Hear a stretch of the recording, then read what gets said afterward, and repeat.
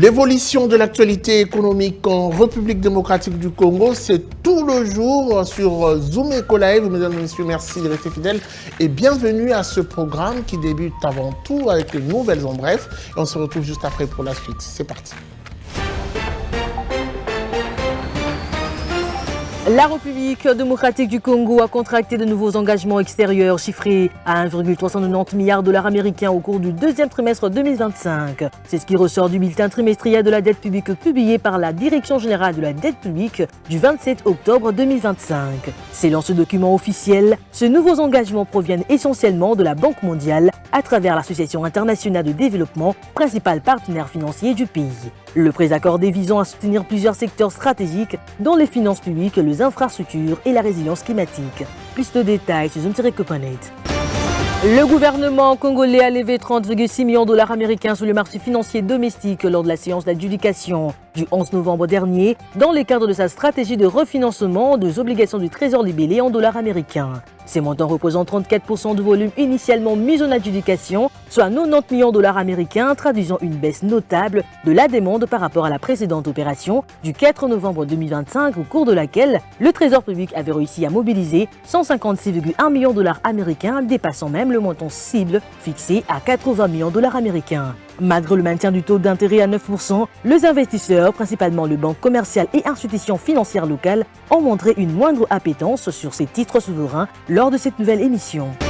Entre janvier et octobre 2025, le régime financier de la République démocratique du Congo a mobilisé 23 294 milliards de francs congolais, soit plus de 8 milliards de dollars américains au taux budgétaire moyen de 2 858 francs congolais le dollar, dépassant légèrement le prévision fixé à 23 289 milliards de francs congolais. D'après un communiqué du ministère des Finances, ces résultats traduisent non seulement une discipline budgétaire renforcée, mais aussi l'efficacité de réformes engagées ces dernières années dans la gestion de finances publiques. Sous la houlette du ministre des Finances Doudou Fouambali Koundé Libotaï, la stratégie de mobilisation de recettes apporte ses fruits. Plus de détails sur Zoom-Connect.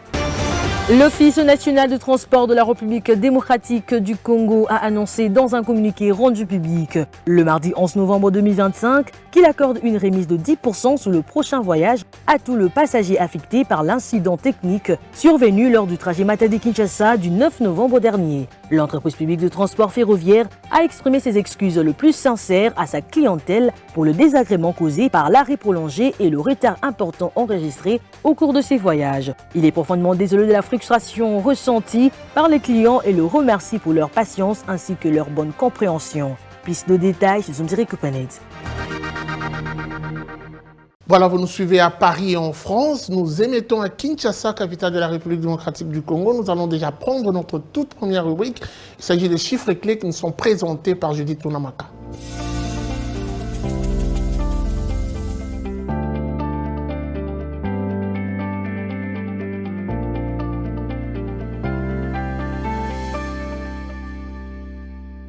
Judith Tunamaka, bienvenue. Merci à vous. Alors avec vous, nous parlons chiffres et les chiffres nous ramènent vers des détails sur notamment l'évolution de l'inflation hebdomadaire en début novembre 2025. Mais avant ça, j'aimerais qu'on parle justement toujours de cette évolution, mais cette fois-ci du taux de change en RDC. Qu'est-ce que l'on peut retenir? Voilà, concernant le marché de change en RDC, commençons par l'officiel où 1 dollar se change à 2184 francs.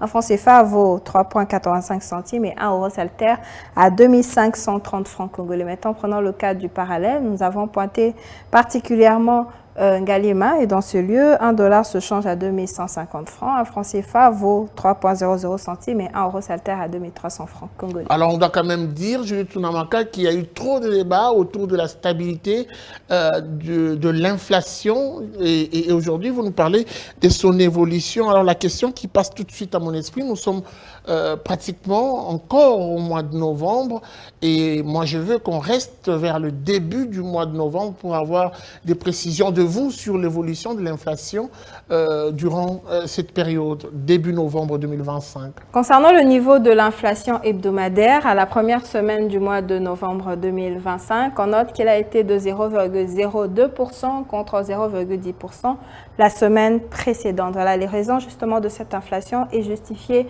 notamment par les produits alimentaires et boissons non alcoolisés et logements, eau, électricité, gaz et autres combustibles dont le rythme de croissance a accéléré, particulièrement pour le cas des produits alimentaires et boissons non alcoolisés à hauteur de 0,11 points et 0,09 points de pourcentage pour les eaux, gaz, électricité et autres combustibles. On poursuit que les autres postes ont enregistré des variations quasi nulles d'une semaine à l'autre au courant de cette échéance justement.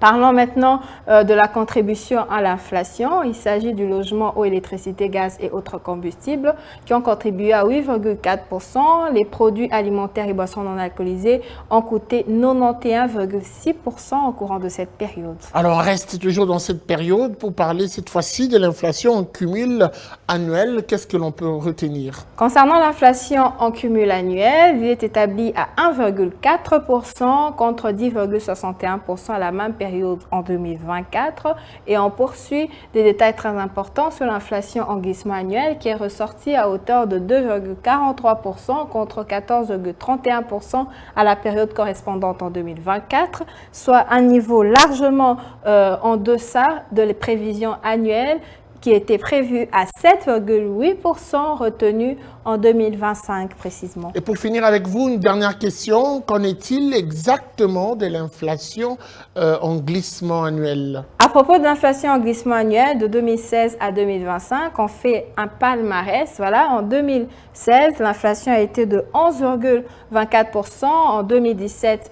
il est passé à 54,7% et en 2018 à 7,23%, en 2019 à 4,59%, en 2020 à 15,76%, en 2021 à 5,28%, en 2022 13,13%, en passant à 23,75% en 2023 et en 2024, l'inflation a été de 11,00% et en 2025 actuellement, l'inflation est à 2,43% en RDC et poursuivons qu'à Kinshasa, l'inflation s'est établie à hauteur de 0,01% contre 0,07% la semaine précédente. Merci beaucoup à vous, Judith Tounamaka, pour cette précision. Merci à vous, Guy. C'est toujours un plaisir. Révision du Code d'investissement en République démocratique du Congo, 23 ans après, quelles en sont les raisons principales? Nous en parlons avec Judith Piombo qui sera avec nous tout de suite après ceci.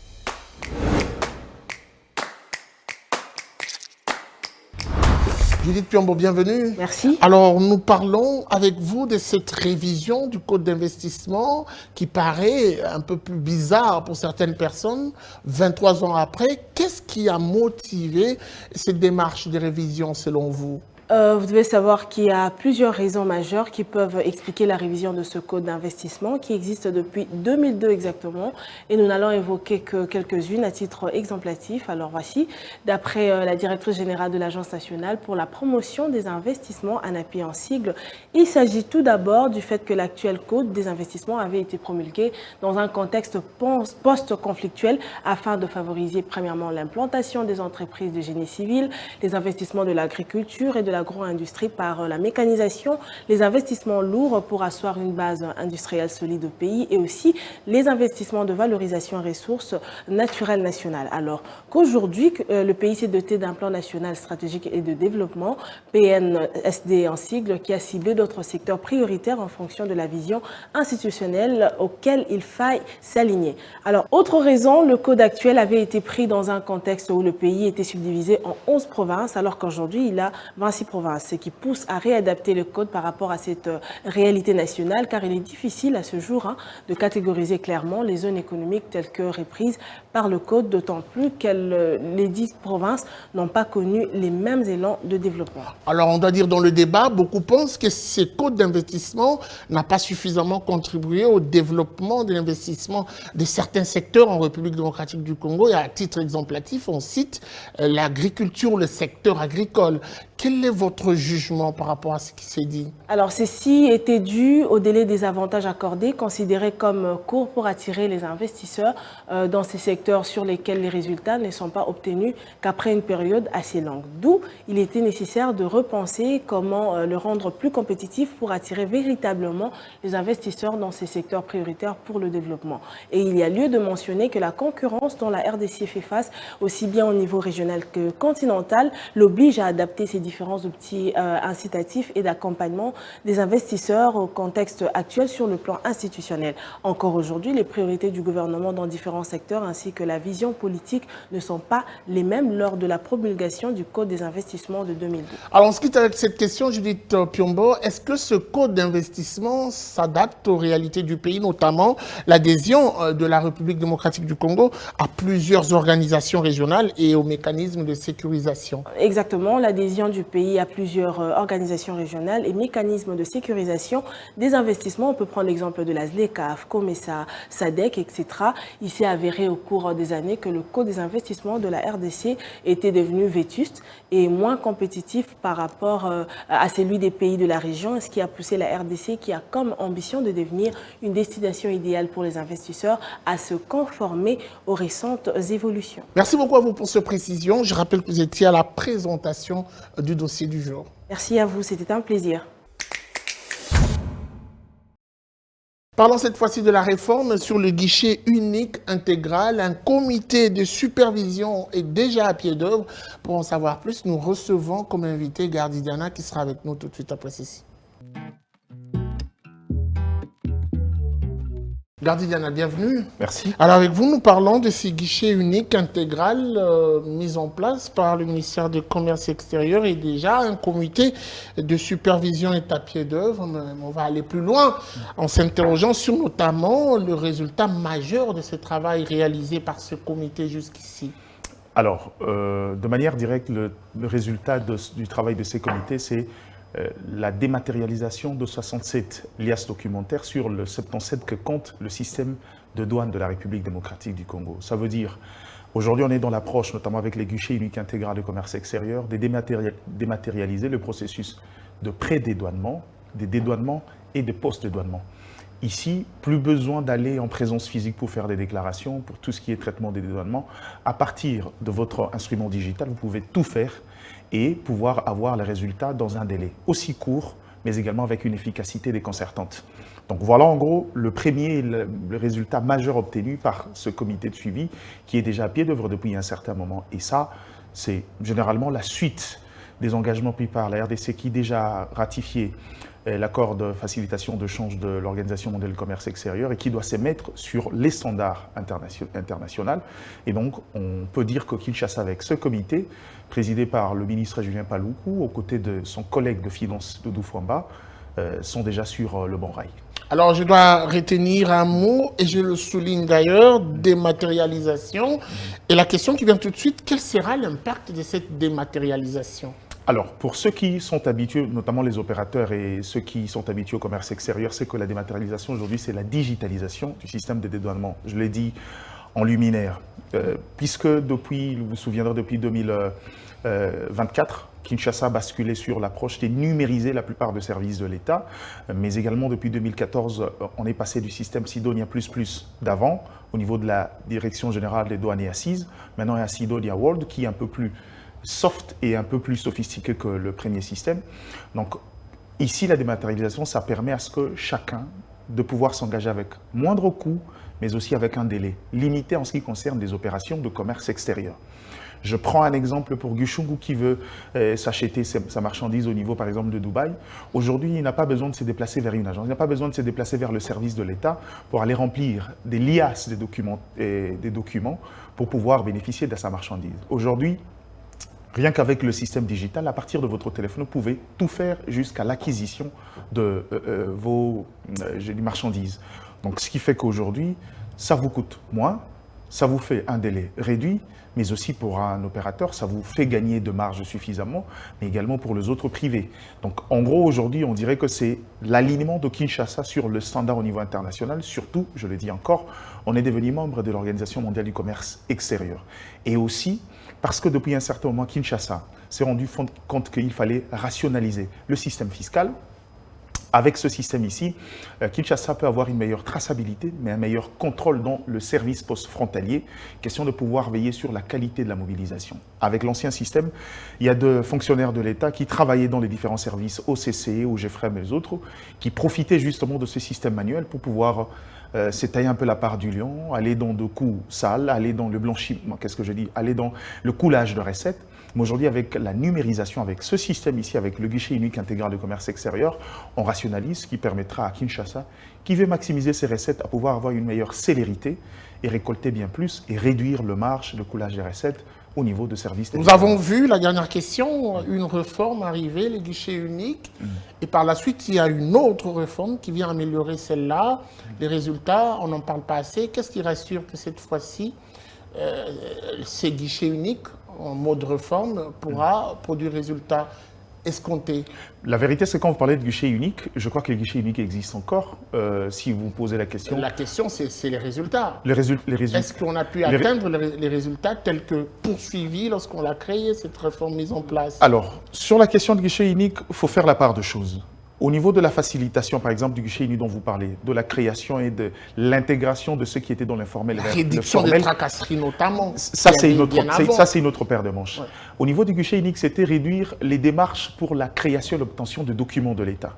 Maintenant, pour une entreprise constituée, il y a également la question de la pression fiscale. Ça, c'est la deuxième paire des manches qui, aujourd'hui, ne facilite pas aujourd'hui l'intégration de ceux qui évoluent généralement ou cette forte propension vers l'informel à intégrer le système.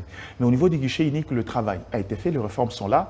La preuve, c'est que vous posez la question. Moi, je connais la plupart des amis autour de nous qui, à l'espace de 10 jours, vous avez tout le document nécessaire pour la création de votre société. À ces niveaux-là, il n'y a aucun débat.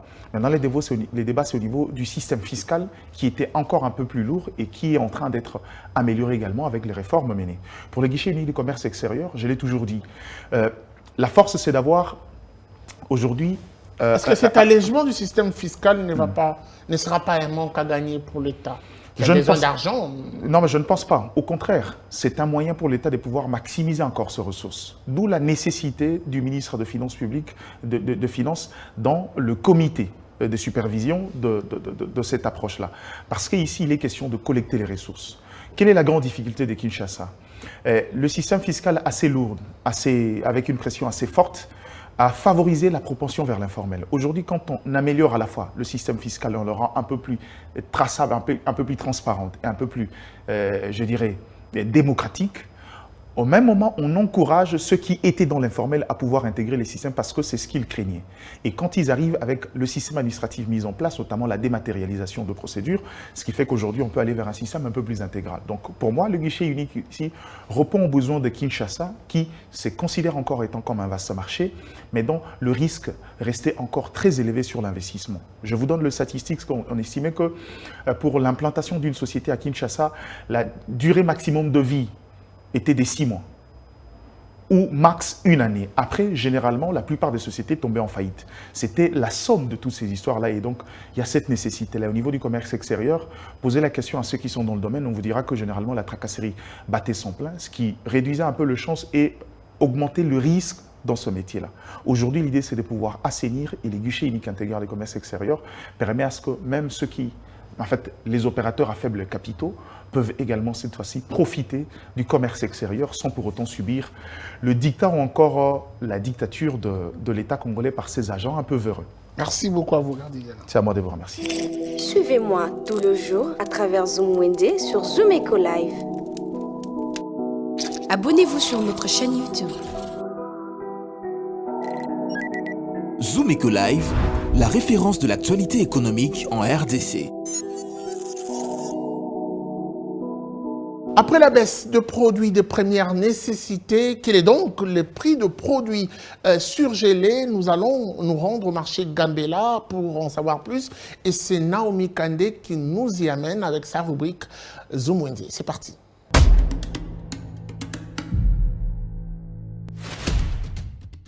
Débutons notre marché du jour avec 1 kg de mungusu qui se vend au prix de 8 000 francs. Pour le fan de poisson tilapia, cela revient au prix de 9 000 francs le kilo. Toujours au même endroit, on trouve les malois qui coûtent 11 000 francs le kilo. Pour ceux qui aiment consommer les malingois, cela est fixé actuellement à 8 500 francs au marché de Gambela.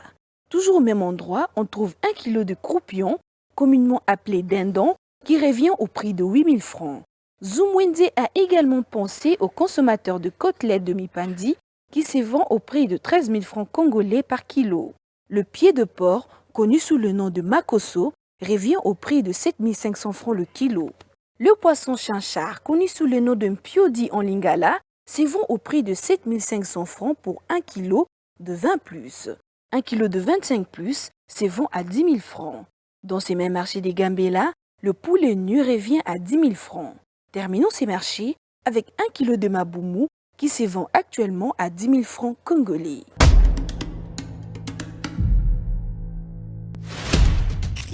Les rendez-vous économiques, c'est dans l'agenda sur Zoom Eco Live. Abonnez-vous sur notre chaîne YouTube.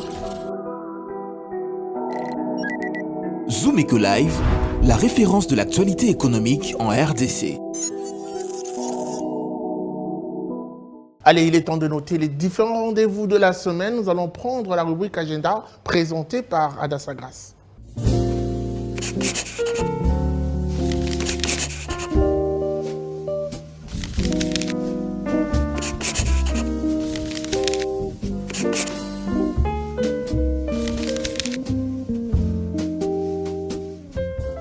Bienvenue à l'agenda, voici le rendez-vous économique. La 9e édition du sommet du chef d'État et de gouvernement de la conférence internationale de région des Grands Lacs est prévue le 15 novembre 2025. À l'issue de ces sommets, signalant que la République démocratique du Congo assurera la présidence tournante de cette conférence pour une durée de 2 ans. À présent, notons que la Chambre de commerce et d'industrie franco-congolaise prépare une nouvelle session de formation dans la ville de Lubumbashi, axée sur les thèmes la responsabilité sociétale des entreprises RRC et l'environnement social et gouvernance ESRG, du 17 au 20 novembre 2025. Et pour finir, notons que Ambition Africa tiendra également une nouvelle table ronde du 18 au 19 novembre 2025 sous les thèmes « Faire affaire en Afrique, s'adapter à la diversité de marché ». Merci de nous avoir suivis. Au revoir.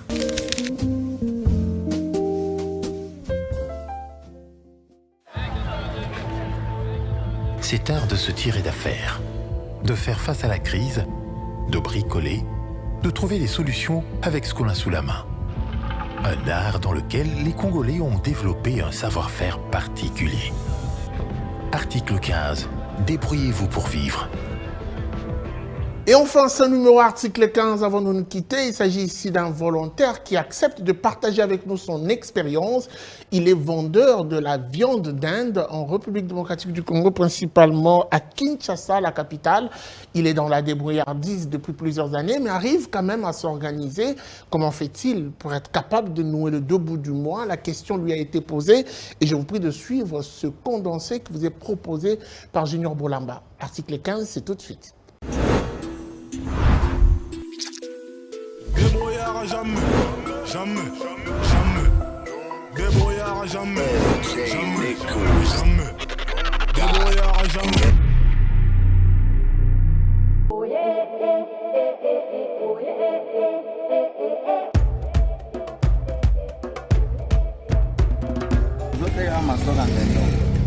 Masoga neno.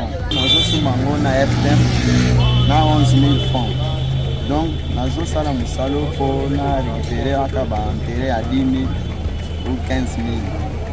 Benza mapesa.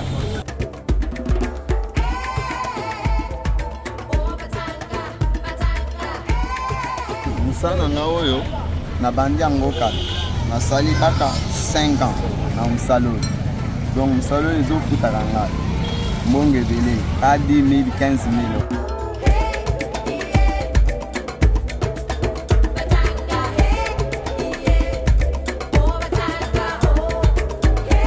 Musalo, ils vont permettre à moi, si nanga, dame, ngapena dame. Bongo, nzamba pesa kawana, donc les œufs denga.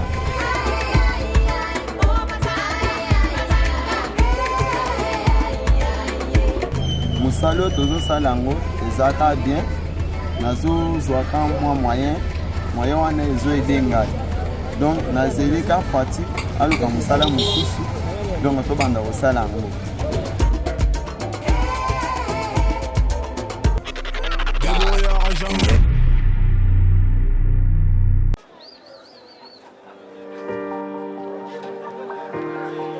Dans les détails du marché, nous avons appris à vous connaître, à vous comprendre et vous apporter plus de lumière. Désormais, avec vous, c'est parti pour un voyage de rêve vers une destination meilleure. Ensemble, découvrons le civisme fiscal et la bonne gouvernance dans la gestion de la Res Publica grâce au décryptage de l'actualité économique du pays avec des chiffres clés. Avec une équipe de professionnels, découvrez le quotidien des Congolais en exclusivité à travers des dossiers et analyses approfondies. Zoomeco TV, la référence de l'actualité économique en RDC. Voilà, c'en est fini pour aujourd'hui. Merci de nous avoir suivis et la suite est sans doute au prochain numéro avec le même plaisir. Au revoir et à très vite.